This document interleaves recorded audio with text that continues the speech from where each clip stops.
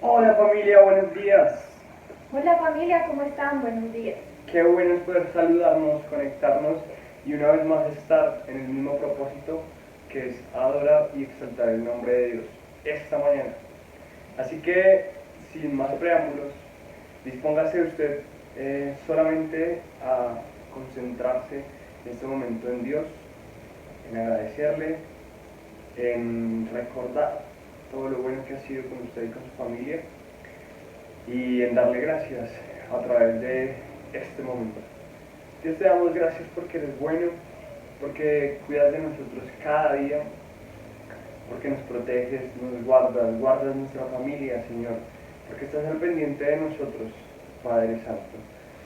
Ponemos todas las situaciones de nuestra vida, buenas, malas, regulares, Señor, delante de ti, para que seas tú el que trabaje en cada una de ellas, Padre Santo.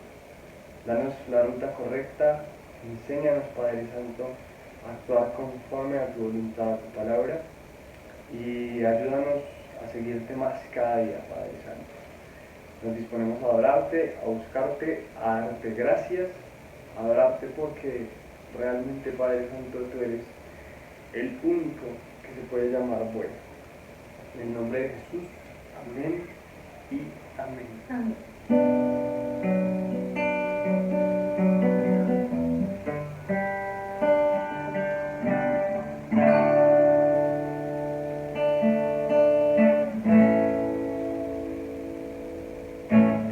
En los cielos se escucha un sonido celestial.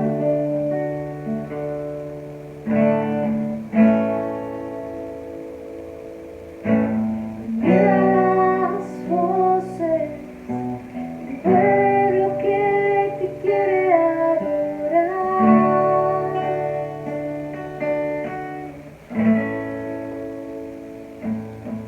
El Espíritu de Dios se mueve libre en este lugar.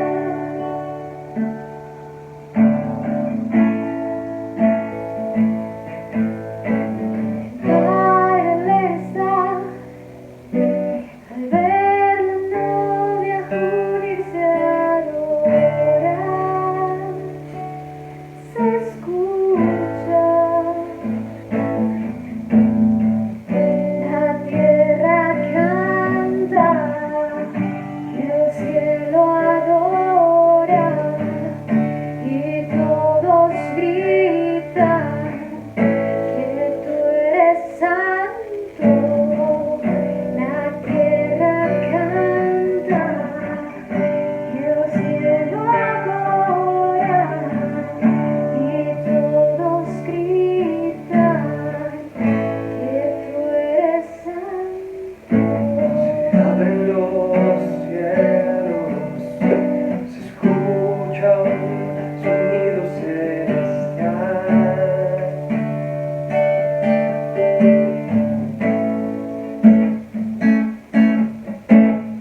Eleva las voces de un pueblo que te quiere adorar.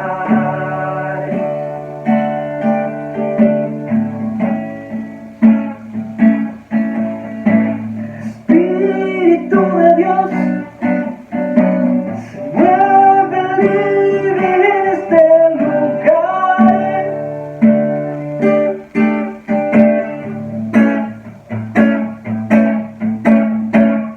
Padre está al ver la novia unirse a adorar. Se escucha la tierra canta y el cielo adora y todos gritan que tú eres santo. La tierra canta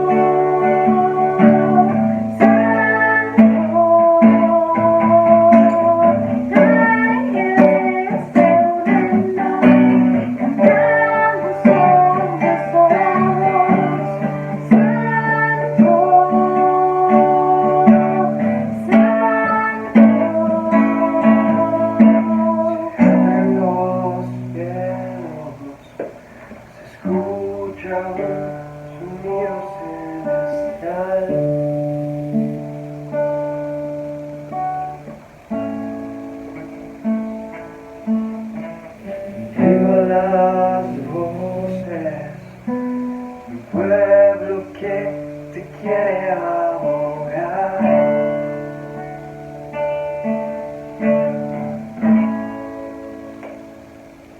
El Espíritu de Dios se mueve libre en este lugar.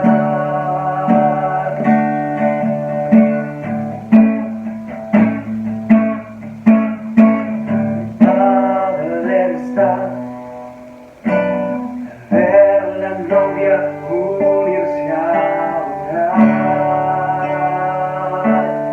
Se escucha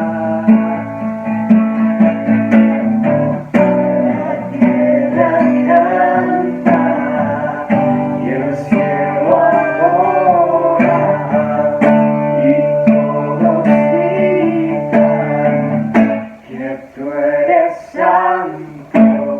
La tierra canta, el cielo adora y todos gritan que tú eres santo. La tierra canta, el cielo adora.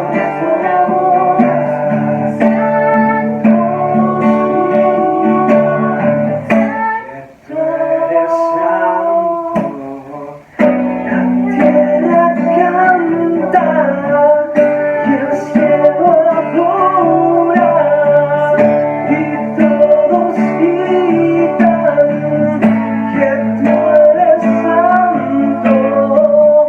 La tierra canta y el cielo adora y todos gritan que tú eres santo.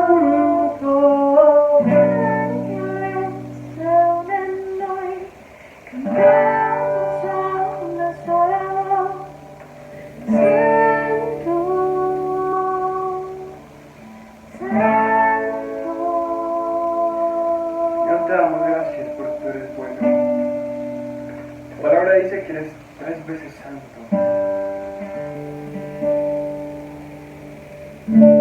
También dice que no hay justo sino uno solo. Tú eres el dueño de todo lo bueno. Eres la fuente. Por eso recurrimos a ti. A podernos llenar un poco de tanto amor, de tanta misericordia que has derramado sobre este mundo. Nos unimos a ti porque eres el principio. Y como creación, como hijos tuyos, necesitamos de la fuente.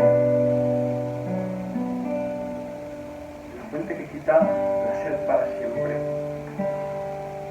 Es agua que solamente puede venir de ti.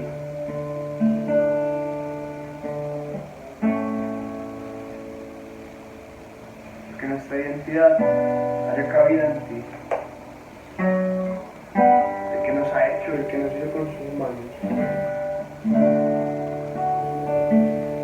que hace que cada órgano de nuestro cuerpo tenga una función y se engrane de manera perfecta con nosotros, el que hace que el ciclo de la tierra sea perfecto, propicio a la necesidad de nosotros.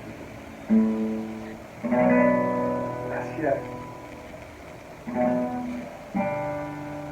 Gracias por tanto amor.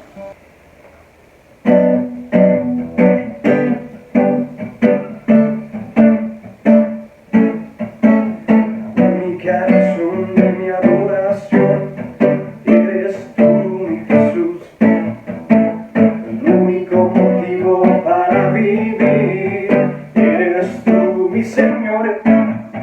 Mi única verdad está en ti, eres mi luz, mi salvación.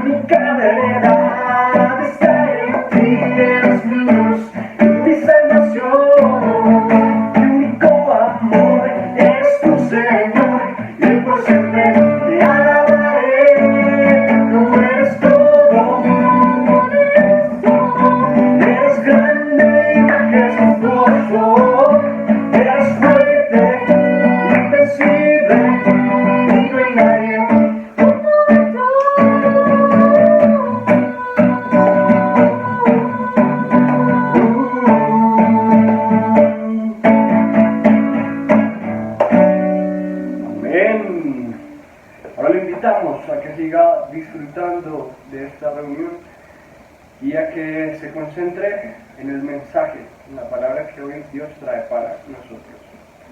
Que Dios lo bendiga, que tenga una muy buena semana.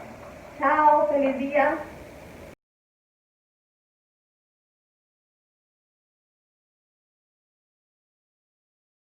Hola, buenos días.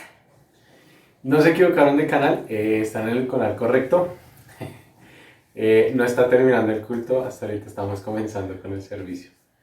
Bueno, hoy nos corresponde a nosotros el gran privilegio de compartir con ustedes algo de lo que Dios nos ha hablado a nosotros, y realmente es Dios que nos mostró algo en su palabra, y pues de eso queremos hablar. Y los invitamos entonces para comenzar a que tengamos una actitud reverente y oremos para que Dios sea hablando de eso a través de su palabra y no sea a través de nosotros, y pues que también, así como en nosotros, en ustedes dispongan los corazones. Entonces cierren sus ojos ahí y dígale conmigo: Dios, gracias por esta mañana maravillosa que nos has regalado, gracias por lo que hasta el momento hemos vivido, experimentado, Señor. Y Padre, ahorita que empezamos a hablar de tu palabra, Dios, te rogamos que nos sigas hablando a nosotros y también hables a todas las personas que están viendo y están conectados con nosotros en este día, Dios. Te ruego, Padre Celestial, que abras nuestros corazones, abres nuestro entendimiento, abres nuestros oídos, y que esa semilla siga creciendo en nuestro corazón, pero que no quede ahí, Señor, sino que empiece a dar fruto. Y en el día a día, Señor, en los hechos y cosas que vivamos, se evidencia ese fruto de lo que está haciendo tu palabra en nuestras vidas. Te lo rogamos en Cristo Jesús. Amén y amén. Bueno, hoy vamos a hablar de un tema controversial. ¿Han visto esos memes de tú y yo no estamos listos para tener esa conversación? Entonces hoy vamos a hablar de un tema controversial, así como que tú y yo no estamos listos para tener la conversación de que Santa Fe es mucho mejor que Millonarios. Y nunca se va a tener esa conversación porque nunca va a ser así. El más veces campeón, bueno, entre Santa Fe y Millonarios, y ya puede ser el primer campeón, pero bueno, eso pasa mucho tiempo. Ok, no estamos listos para tener esa conversación de que el equipo insignia de Colombia, del fútbol colombiano, es el del León. Pero bueno, que el León es mejor que la gallina y todo lo demás, pero bueno, whatever. Entonces hoy vamos a tener una de esas conversaciones de tú y yo no estamos listos para tener esta conversación, porque hoy vamos a hablar sobre las emociones. ¿Cuál es la emoción que tú crees que es más fuerte o la que es más repetitiva en ti? Yo creo que es como ese constante opuesto. Es decir, yo estoy muchas veces muy feliz, pero también estoy muchas veces muy enojada. Tú eres el que podría decir cuál es la emoción que prevalece en tu querida esposa. El amor, pero no es una emoción. No, el ofrecer, el servir, eso es una emoción. No tampoco. Pero también, no, sí, el hecho de que te nace servir en un momento y ya después no, puede ser. Pero no, puede ser más la alegría y el perfeccionismo también puede ser. Ok, sí, eso es cierto. Pero bueno, defínenos qué son las emociones. Bueno, las emociones son una reacción que tenemos a diferentes situaciones de la vida.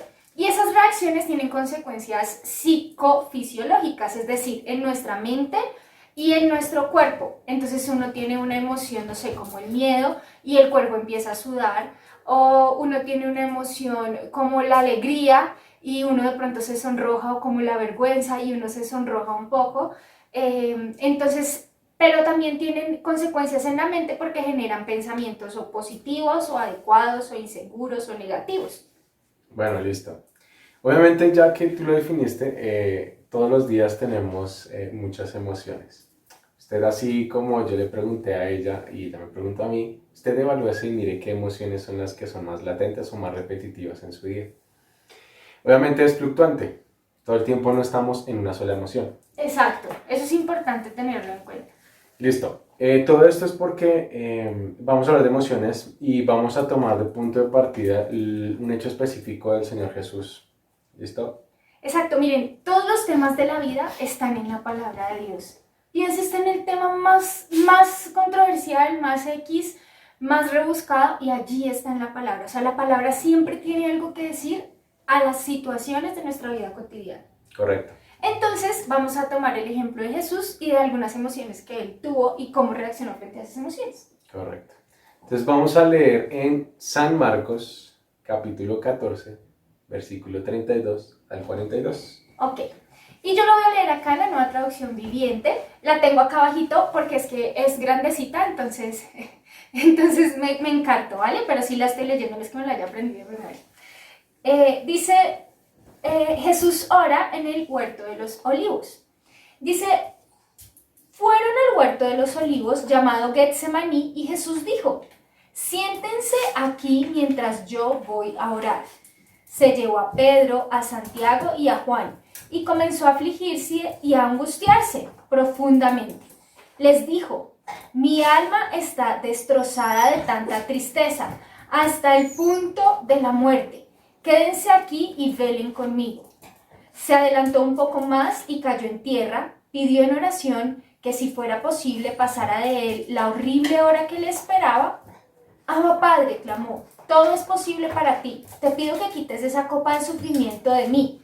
Sin embargo, quiero que se haga tu voluntad, no la mía. Luego volvió y encontró a los discípulos dormidos y le dijo a Pedro, Simón, ¿estás dormido? ¿No pudiste velar conmigo ni siquiera una hora? Velen y oren para que no cedan ante la tentación, porque el espíritu está dispuesto, pero el cuerpo es débil.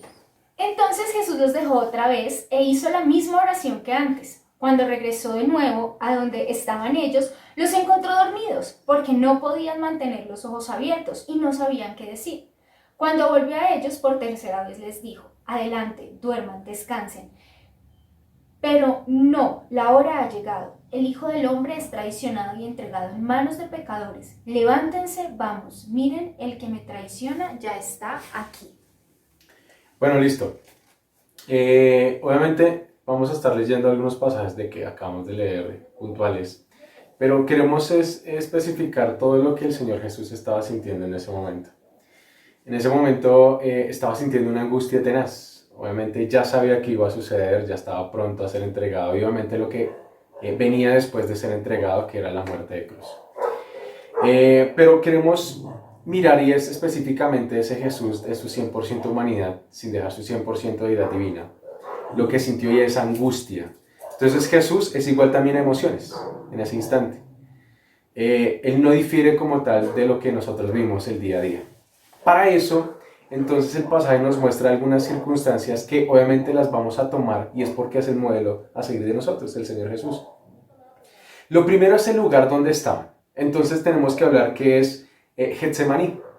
Y Getsemaní no es cualquier lugar.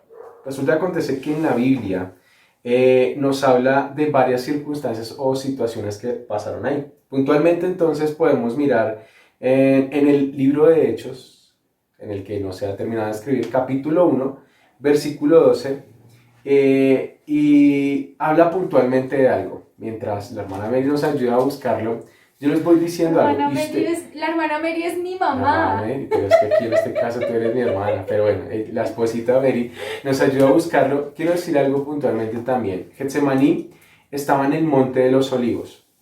El Monte de los Olivos literalmente se traduce del griego como prensa de aceite o de olivo, del aceite de olivo. Entonces, obviamente entendemos todo el concepto que tenía el aceite en ese instante porque era un bien muy preciado. Entonces la traducción de eso también nos muestra la importancia de donde estaba el Monte de los Olivos o el Jardín de los Olivos, que también estaba ahí obviamente cercano, era una ladera, digámoslo así, Getsemaní, que fue donde ocurrió este hecho donde el Señor Jesús ora. ¿Listo? Y un hecho importante es lo que nos vas a ayudar a leer. Ok, digamos que en Hechos 1, la primera parte es como un saludo y la segunda parte nos narra toda la ascensión de Jesús. O sea, cuando ya Jesús después de resucitar asciende al cielo. Y una vez termina de ascender al cielo, dice, voy a leer el 11 y el 12. Dice, hombres de Galilea les dijeron, ¿por qué están aquí parados mirando el cielo? Jesús fue tomado de entre ustedes y llevado al cielo. Pero un día volverá del cielo de la misma manera en que lo vieron irse. Después los apóstoles regresaron del Monte de los Olivos a Jerusalén, a un kilómetro de distancia. O sea, dice que regresaron del Monte de los Olivos. Entonces allí en el Monte de los Olivos que está ubicado en Getsemaní, entonces nos está hablando de ese lugar. Donde estaba y donde el Señor Jesús ascendió. Ascendió. Leímos Hechos capítulo 1, versículo 12, si se nos olvidó, discúlpenos. Pero estamos dando una referencia específica del lugar, y es porque importa el lugar en el cual usted empieza a expresar y a manifestar esas emociones, esa angustia que puede sentir. Y no estoy hablando de este tiempo de pandemia, sino en general. Todos los días, como estamos hablando, sentimos emociones distintas, somos fluctuantes, y lo mejor es expresarlos en un lugar específico. Y no debe ser cualquier lugar.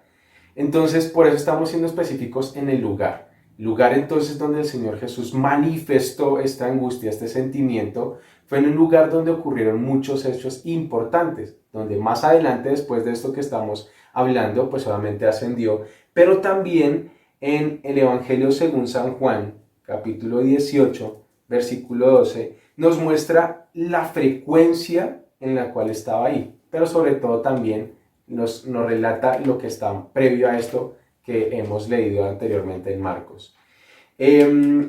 Lo que nos habla en Getsemaní, obviamente, es de mucha importancia, en lo cual vamos a estarlo desenglobando o mostrando a través de este tiempito. ¿Listo? San Juan capítulo 18, versículo 12. Creo que nos sirve más la Reina Valera en este caso porque esta versión no lo dice como tal. Pero ahí en pantalla les va a aparecer la versión de la Reina Valera donde se dice que estaban en el Monte de los Olivos. Acá en esta versión dice, en Juan 18:12 dice, así que los soldados, el oficial que los comandaba y los guardias del templo arrestaron a Jesús y lo ataron.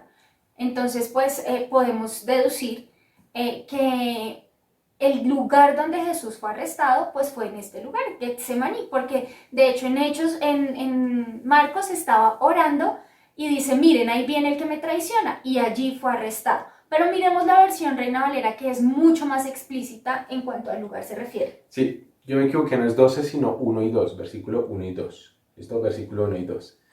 Es que está juntico ahí, perdón, nuestros apuntes. Dice así, habiendo dicho Jesús estas cosas, salió con sus discípulos al otro lado del torrente de Cedrón.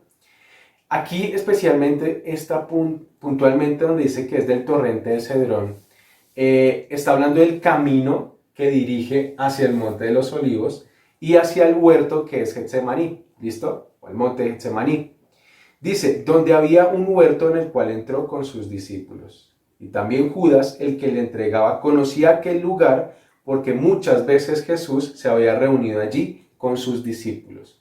Era un lugar frecuente porque, digámoslo así, que era de total satisfacción o de total entrega o comodidad para el Señor Jesús. No solo para lo que acabamos de leer, sino porque allí también obviamente compartía con aquellos en los cuales estaba discipulando y enseñando. Entonces lo primero que tenemos que tener en cuenta, y tome apunte de esto, es que cuando vamos a manifestar nuestras emociones y poder, digámoslo así, estallar o explotar de una buena manera, hágalo en un lugar seguro. El lugar seguro del Señor Jesús fue Getsemaní, porque era frecuente en él el visitarlo y pues por eso fue un hecho específico y lo tocamos, el hecho de su ascensión. Tenga un lugar seguro en el cual usted pueda manifestar, expresar esas emociones. Así es. Lo segundo importante es la compañía. Entonces ahora le vamos a pedir a Nani que nos ayude a mirar el versículo 32 de Marcos 14. Entonces, la compañía es importante porque de repente uno puede estar de acuerdo a la emoción y si uno encuentra la compañía equivocada, eso es una muy mala receta, eso es una muy mala combinación, eso es como manejar y haber consumido alcohol, o sea, eso es una pésima combinación. Entonces, ¿qué nos dice la compañía? Versículo 32. Versículo 33. No, 32. 32 y 33, bueno. ¿Sí? Dice, fueron al huerto de los olivos llamado Getsemaní y Jesús dijo, siéntense aquí mientras voy a orar. Se llevó a Pedro, a Santiago y a Juan y comenzó a afligirse y a angustiarse profundamente. Ok, entonces fíjense, Jesús estaba con todos sus discípulos. Dice, fueron allí al huerto de Getsemaní y les dice a sus discípulos, quédense acá que yo voy a ir a orar. Pero de entre los discípulos tomó a su círculo más cercano. Tomó a Pedro, a Santiago y a Juan, o a Pedro, Jacobo y Juan. Santiago es el mismo Jacobo. ¿Listo? Y con ellos se fue. Y dice que cuando se fue con ellos, se empezó a angustiar y a afligir. Yo creo que Jesús ya estaba angustiado y afligido, pero pues fue con ellos con los que podía desahogar sus emociones. Ante ellos podía mostrarse tal cual era. Recuerde que ellos fueron los mismos que vieron la transfiguración, que vieron a Jesús en todo su esplendor divino, digámoslo así. Y cuando hablo de divino, no hablo de lindo, precioso, sino hablo de la deidad, de ser Dios, ¿vale? Entonces, Pedro, Jacobo y Juan fueron las personas de ese círculo íntimo. Y ahí en ese círculo íntimo Jesús empieza a mostrar sus emociones. O sea, no solamente en ese lugar seguro, sino en ese círculo íntimo. Y de repente esas personas usted no tiene que buscarlas tanto. No es que tenga que coger un directorio telefónico o su fanpage, eso sonó de hace muchos años, o su fanpage en Facebook, su perfil de Facebook donde tiene 400 o 500 amigos, o su TikTok, o su Instagram, y empezar a escoger, a ver, de Team Marín, de Doping Web, fue. No. Miren que Dios nos rodea a nosotros de personas que son idóneas para esos momentos en los que tenemos una emoción difícil. Evidentemente podríamos acá traer muchísimas situaciones en las que Jesús experimentó satisfacción, plenitud, alegría, pero en este caso quisimos traer esta emoción. Por eso es que no estamos listos para esta conversación, porque no estamos acostumbrados a ver a un Jesús afligido, a un Jesús adolorido, a un Jesús angustiado. En un versículo más adelante dice que está tan pero tan triste que siente que su alma va a morir. Entonces, básicamente, la compañía es súper importante en este momento. Allí Jesús empieza a manifestarse, a manifestarles cómo es que se siente. Miren lo que dice el versículo 34. Les dijo: mi alma está destrozada de tanta tristeza, hasta el punto de la muerte. Quédense aquí y velen conmigo. Entonces miren, no solamente es importante la compañía, no solamente es importante escoger bien de todo ese grupo. Mire, Dios siempre ha plantado personas idóneas para aconsejarnos, para guiarnos, para ayudarnos en esos momentos de profunda angustia, tristeza y demás, cuando sentimos que las emociones nos desbordan. ¿Listo? Y no solo es importante eso, sino además de eso, pues es importante manifestar cómo nos sentimos, pero además de eso es importante decir qué necesitamos de esa persona.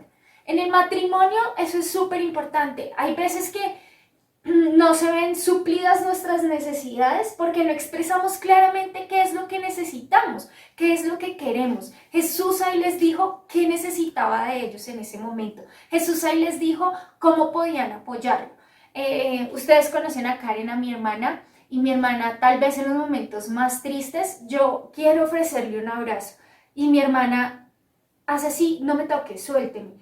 Y ni siquiera es de antipática, es que en ese momento ella no necesita eso y yo no lo aprendo, porque tal vez lo que yo necesito sí es un abrazo, ¿vale? Pero ella no lo necesita, ella no quiere eso. Y Jesús de repente no quería ser abrazado, no quería ser consentido por sus discípulos, sino él necesitaba una cosa, les dice: velen.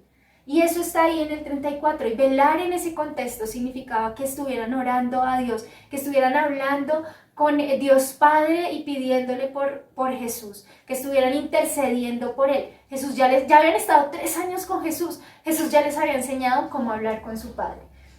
Entonces, fíjense lo importante de pedir esa ayuda específica. ¿Listo? Llevamos 2 cosas importantes: el lugar y la compañía. Algo que quisiera como resaltar ahí, y es la última parte de ese versículo 34, dice: velen conmigo. O sea, es el hecho de, como tú decías, puntualmente conocían cómo hacerlo, porque si no el Señor Jesús no les pediría específicamente. Hay algo que también, al ser específicos, tenemos que ser conscientes de que aquello que vamos a pedir, la otra persona está capacitada para entregarlo. Uh-huh. ¿Sí? Porque no puedo pedir imposibles para alguien, o sea, que supla algo en mi vida que es imposible para esa otra persona, si no está capacitada para suplirlo. Por eso este punto como tal de buscar a las personas correctas, de la compañía, y esa compañía correcta tiene que ver con eso también. O sea, válgase esas personas que sabe usted realmente que lo van a ayudar en eso. Y no ayudar es consolarlas así de esa manera, sino específicamente, como la esposa decía, es las personas idóneas que ha colocado a su alrededor. La siguiente, digamos así, punto importante, no queremos decir que los otros no, ni es el más álgido ni nada, sino que queremos resaltar de esto para poder tener un buen control de nuestras emociones, digamos así, o cómo explotarlo, y es la reacción correcta. Y por eso estaba hablando sobre explotar. Muchos de nosotros, cuando estamos en ciertas circunstancias, sobre todo ahorita estábamos hablando de la angustia, y yo me ponía a pensar, bueno, ¿cómo normalmente reaccionamos frente a algo que nos falta o carecemos de eso y nos lo están pidiendo? Digamos, en el trabajo, cuando vamos colgados en algo y el jefe nos dice, hey, ya hay que entregarlo, como que muchos nos bloqueamos y lo que hacemos es botar todo, desesperarnos, llorar, gritar, jalarnos el cabello o desquitarnos con alguien más. O cuando llegan los recibos y tal vez estamos escasos de dinero y empieza la angustia porque la fecha se está acercando, lo que hacemos tal vez es desquitarnos con nuestros hijos, con nuestra esposa, o papá o mamá se desquitan entre ellos, o simplemente nos desquitamos con Dios, porque puede ser así. La reacción correcta se refiere a lo que el Señor Jesús hizo. Estaba angustiado. Y entonces yo no puedo, vuelvo y repito, no puedo diferir ni hacer otra cosa que el Señor Jesús no mostró y no enseñó que se debe hacer. Y es la reacción correcta. Versículo 35 dice lo siguiente. Dice, se adelantó un poco más y cayó en tierra. Pidió en oración que si fuera posible pasara de él la horrible hora que le esperaba. La actitud correcta quiere decir, lo primero es postrarnos. Mire, últimamente y sobre todo este año Dios nos ha estado hablando de la importancia que es postrarnos ante la presencia de Dios, ante nadie más. Y mostrar esa debilidad, esa humildad en el hecho de que estamos postrados ante el dueño, el Señor, al Todopoderoso, el Rey de Reyes, Señor de Señores, ante el Creador de todo, de su vida y de mi vida. Y tristemente tendremos a arrodillarnos, no físicamente muchas veces, pero sí emocionalmente frente a otras circunstancias y otras personas. Pero no lo hacemos ante Dios. La actitud correcta o la reacción correcta siempre es humillarnos ante Dios. Y eso no quiere decir que usted va a ser menos. Y tampoco le estoy diciendo que va a ser más. Solo que sí sé algo específico, y es cuando María, la hermana de Marta, se arrodilla ante los pies de Dios, le dice el Señor Jesús, le dice, buena cosa y lo mejor has escogido, María. ¿Por qué? Porque Marta estaba afanada y angustiada y turbada.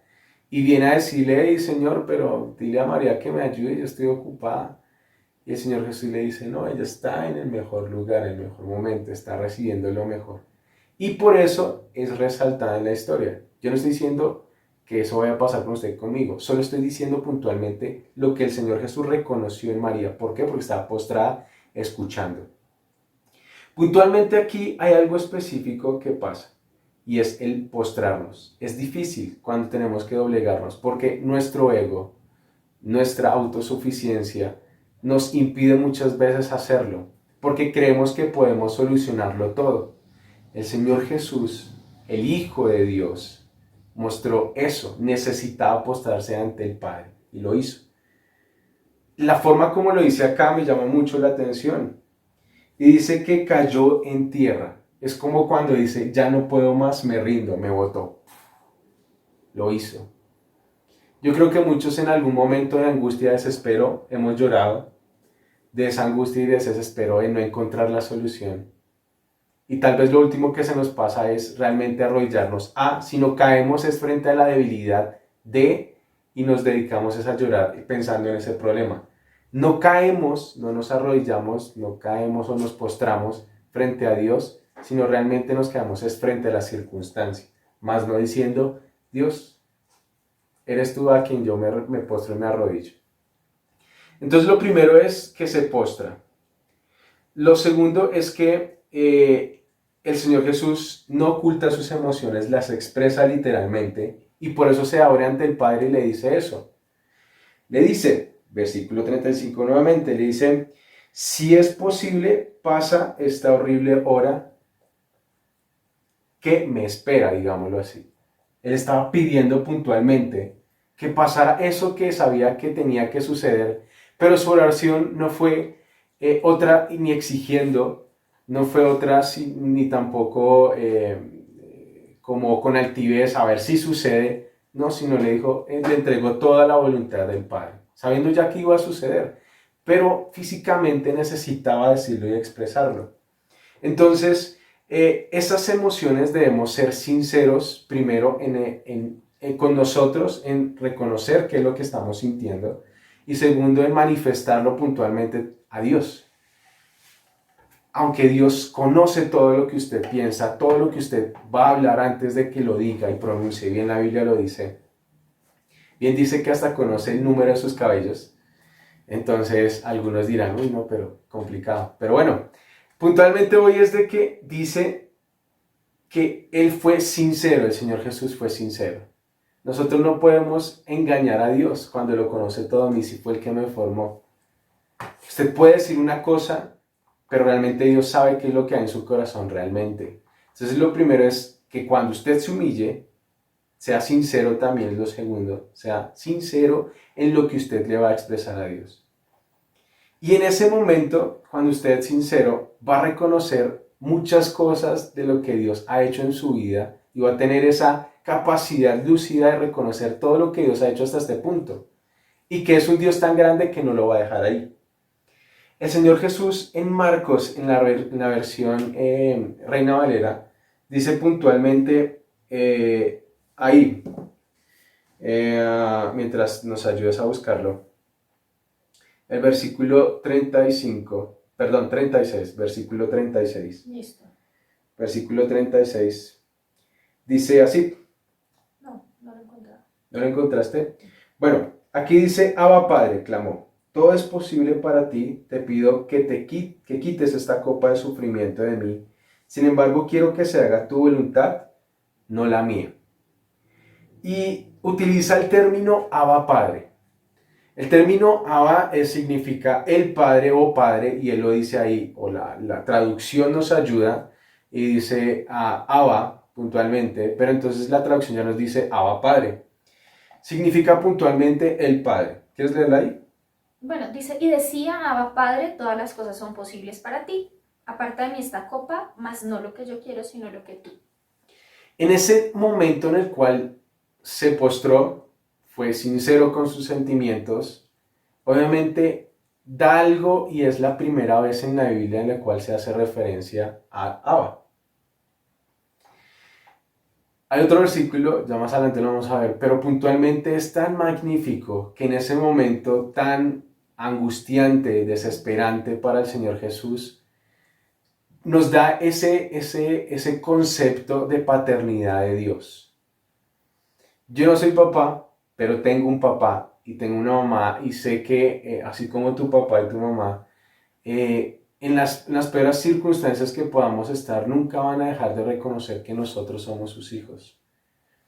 En el peor de las circunstancias, en el peor de los conflictos, siempre van a abrazarnos, siempre van a consolarnos. Y es ese concepto terrenal que nosotros tenemos. Pero el Padre, el que es el Padre, dueño de todo, va mucho más allá de lo que nosotros podamos imaginar. Y ese arrodillarse, ese ser sincero, nos muestra a nosotros esa paternidad de Dios que lo acogió en la oración en ese momento. Porque estaba angustiado. Y no iba a encontrarlo si no estaba en el lugar correcto, si no tenía la compañía correcta que él sabía que estaba ahí. Y sobre todo también si no tenía la reacción o la actitud correcta. El Padre nos muestra todo eso y nos consuela. En ese momento consoló al Señor Jesús. Si no, no hubiera podido seguir adelante humanamente.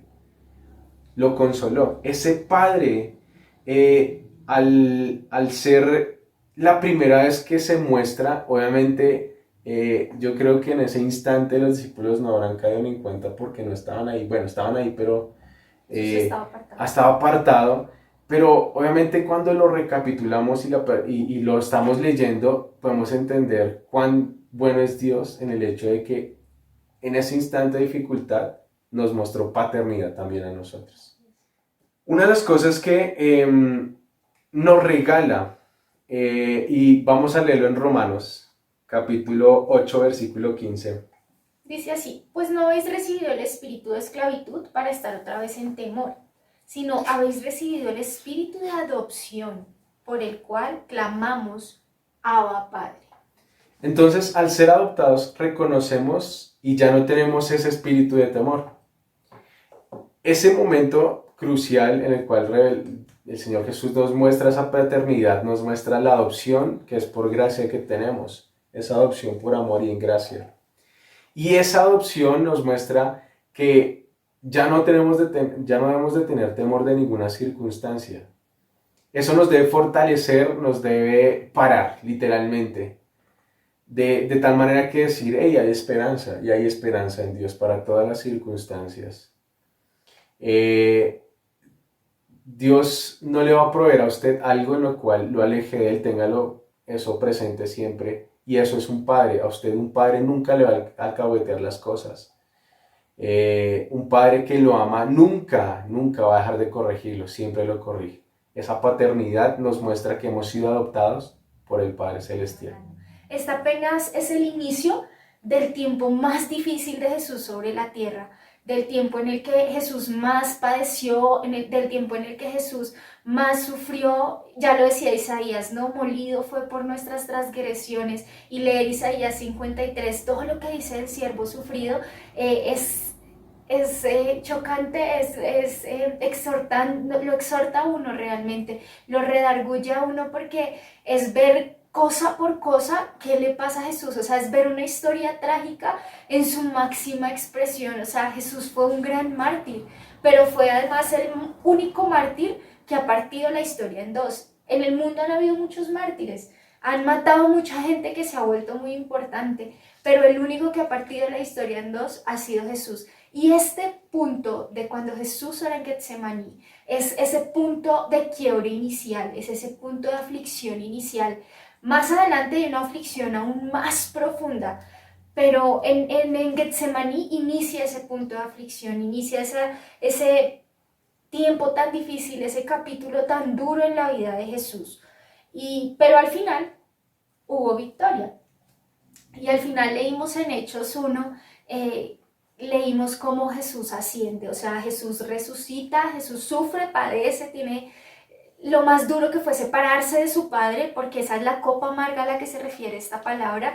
No es la crucifixión, no es que le hayan clavado puntillas, que se haya deshidratado su cuerpo y haya perdido hasta la última gota de agua. No era esa la copa amarga. La copa amarga era verse separado de Dios, porque Dios no puede con el pecado, porque Dios no puede estar cerca del pecado. Esa era la copa amarga, separarse de su Padre.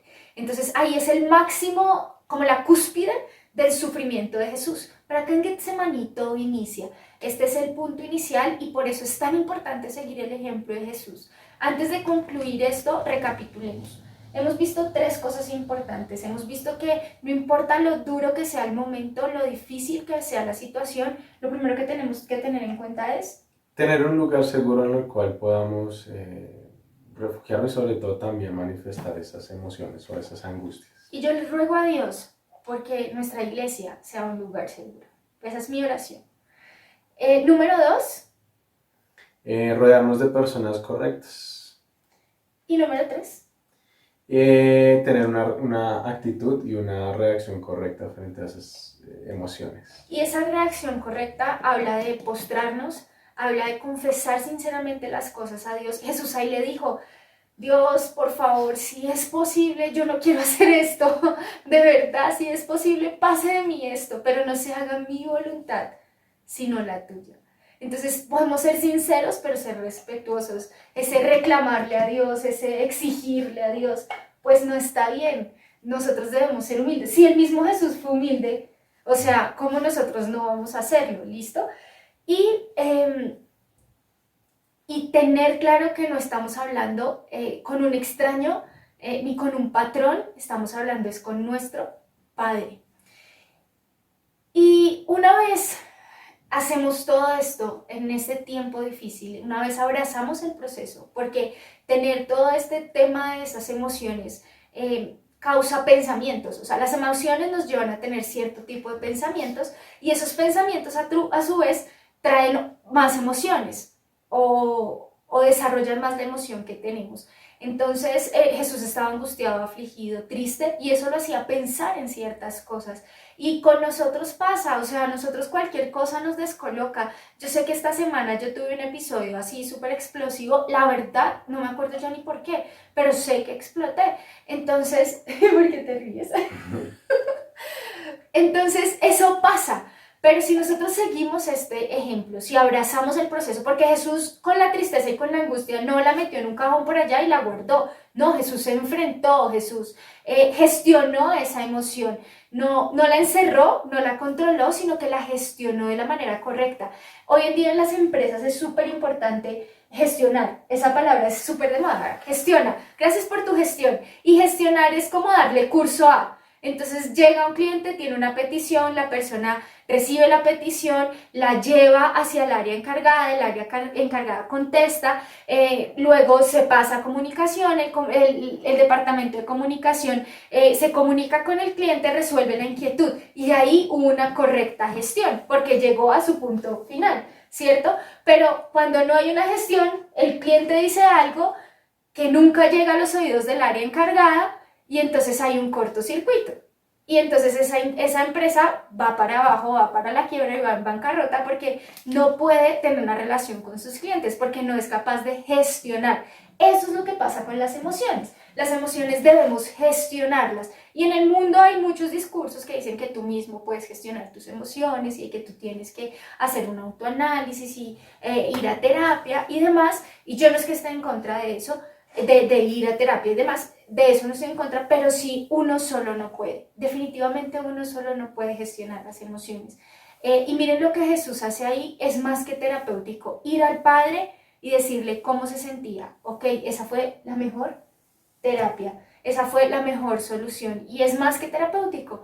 Y de repente, claro, si necesitamos ayuda y demás, profesional, pues para eso Dios permitió que existieran las diferentes profesiones, porque pues es que es viable, es totalmente viable, pero esa ayuda profesional no va a servir si usted primero no se acerca a Dios, si usted primero no hace lo que dice acá la palabra, si usted primero no se postra y no habla sinceramente con su Padre, y no habla sinceramente y no le expresa todo lo que está sintiendo y lo que esos sentimientos a los pensamientos que lo llevan.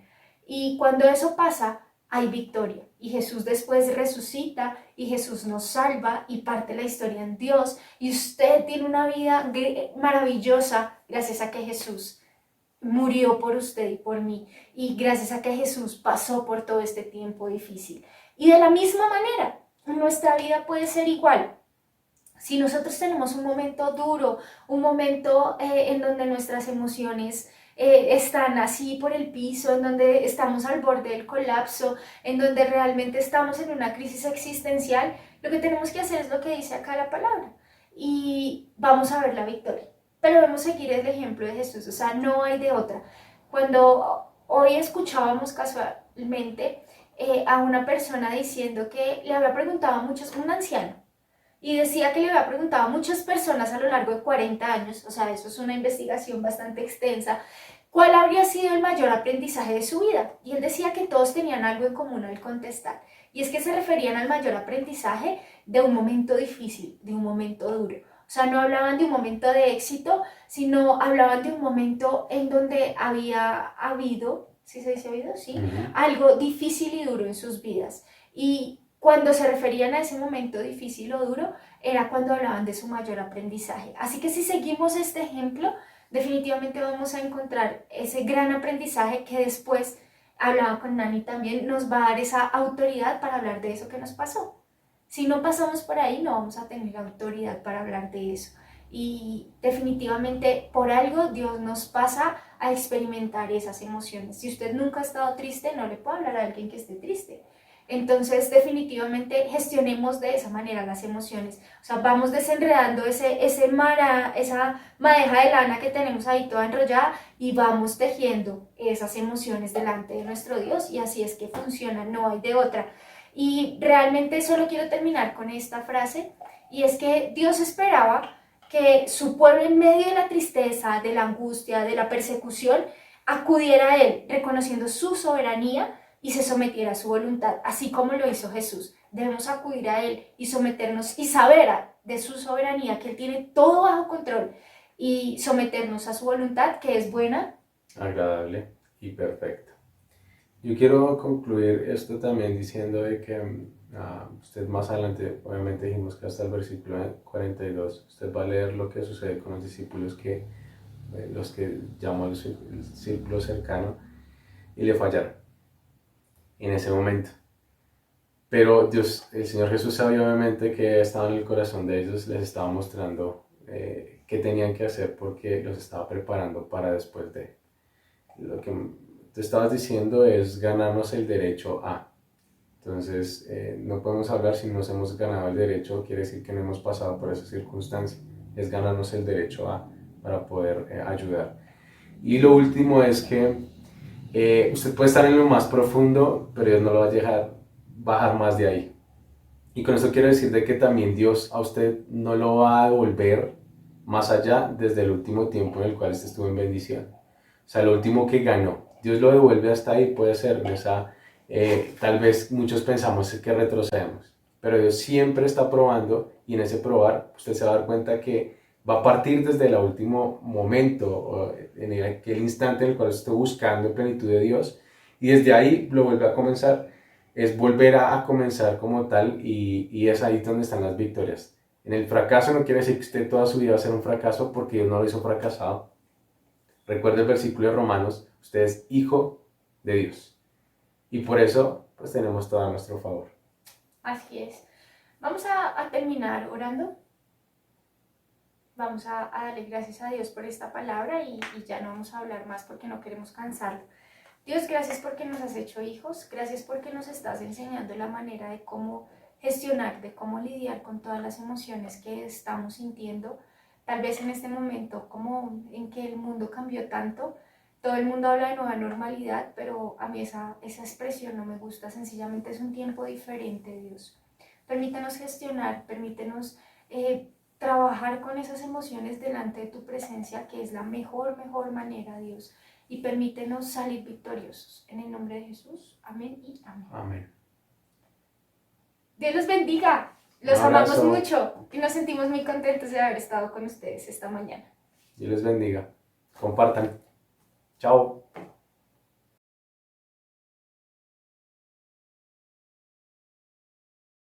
Muy buenos días, Dios les bendiga. Qué bueno es estar nuevamente con todos ustedes. Le doy gracias al Señor porque podemos estar aquí, los hermanos juntos en armonía, después de haber alabado al Señor, después de haber escuchado su palabra y haber aprendido de la palabra del Señor.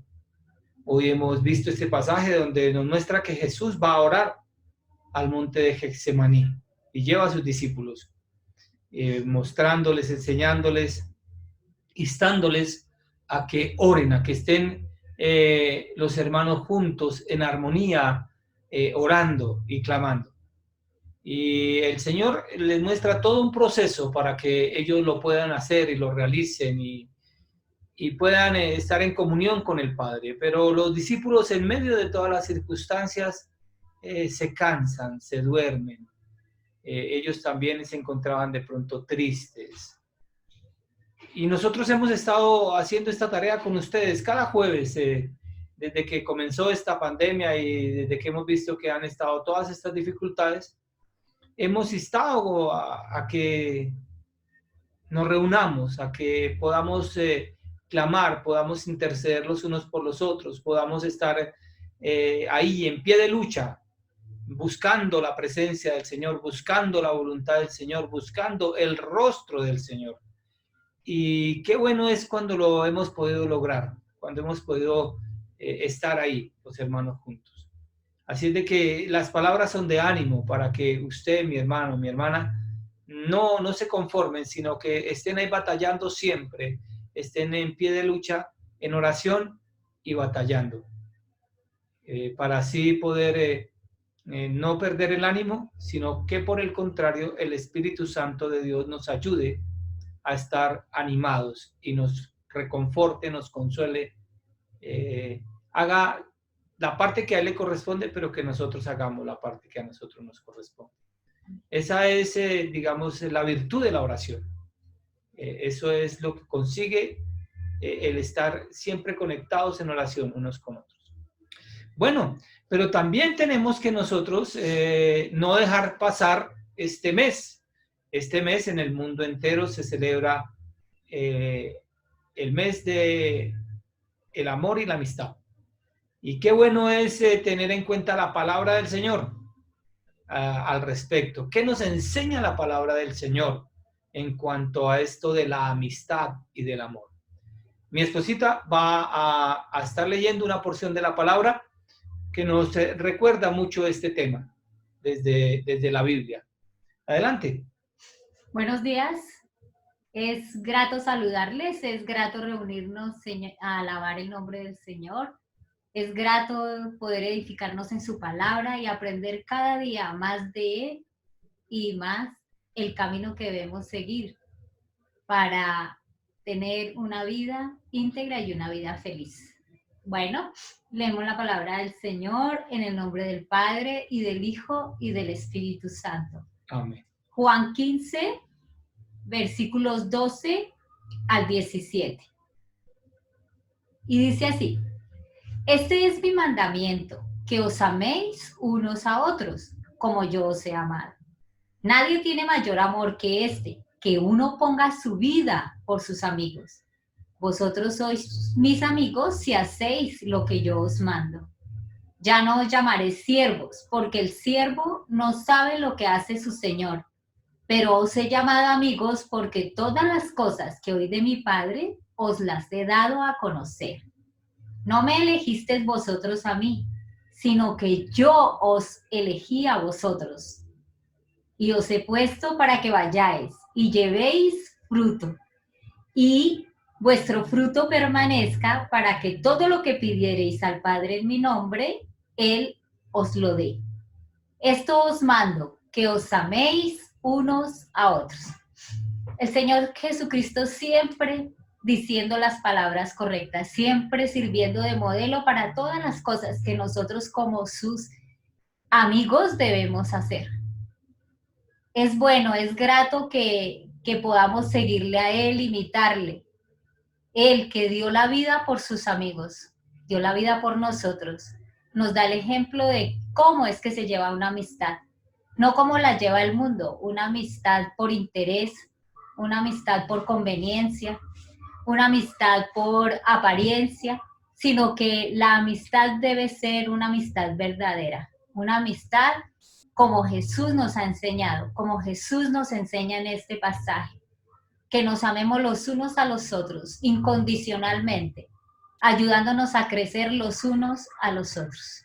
Entonces, sigamos el ejemplo de Jesús y que en este mes que el mundo celebra la fecha de amor y amistad, nosotros aprendamos verdaderamente lo que es ser amigos. Muy bien, es correcto. Mire que la Biblia también toca este parámetro en la vida y es la amistad. Y la amistad desde el punto de vista de nuestro Señor Jesucristo. Él ya le dio esa categoría a los discípulos, los llamó amigos.